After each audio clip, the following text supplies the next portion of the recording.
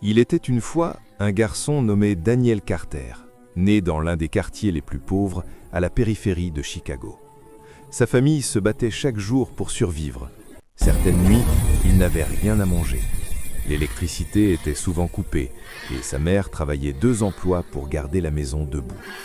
Son père était parti lorsque Daniel n'avait que 6 ans, laissant sa mère l'élever seule. Mais même dans toute cette obscurité, Daniel gardait précieusement une chose, un rêve. À l'âge de 12 ans, alors que les autres enfants dormaient encore, Daniel se levait à 5 heures du matin pour livrer les journaux. Après l'école, il nettoyait une petite épicerie pour gagner quelques dollars. Et le soir, quand les lumières s'éteignaient chez lui, il étudiait sous un lampadaire, parce qu'il refusait de prendre du retard à l'école. Un jour, à l'école, son enseignante lui demanda « Daniel, que veux-tu devenir dans la vie ?» Et il répondit, avec la même assurance qui lui permettait de survivre chaque jour, « Je veux construire quelque chose de grand, quelque chose qui aide les gens. » La bibliothèque publique devint alors son refuge. Il y lisait tout ce qu'il pouvait trouver, business, informatique, technologie. Il n'avait pas d'ordinateur à la maison, mais il apprenait à travers les livres comme si sa vie en dépendait. Et peut-être que c'était vraiment le cas. À 17 ans, il commença à réparer de vieux ordinateurs pour les voisins. 20 $ la réparation. Peu d'argent, mais un début immense. C'était son premier pas dans le monde dont il rêvait.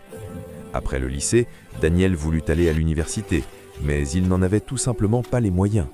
Alors il travaillait dans un fast-food la journée et suivait des cours du soir bon marché en programmation. Les gens se moquaient de lui. Certains lui disaient qu'il perdait son temps.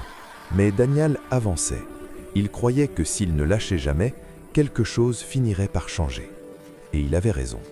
À 22 ans, avec un vieux ordinateur portable d'occasion, Daniel créa une simple application mobile pour aider les petites entreprises à suivre leurs ventes. Au début, personne ne la téléchargeait. Les jours passaient, les semaines passaient, mais il continuait à améliorer l'app, corriger les bugs, ajouter des fonctionnalités, apporter plus de valeur. Puis un matin, tout bascula.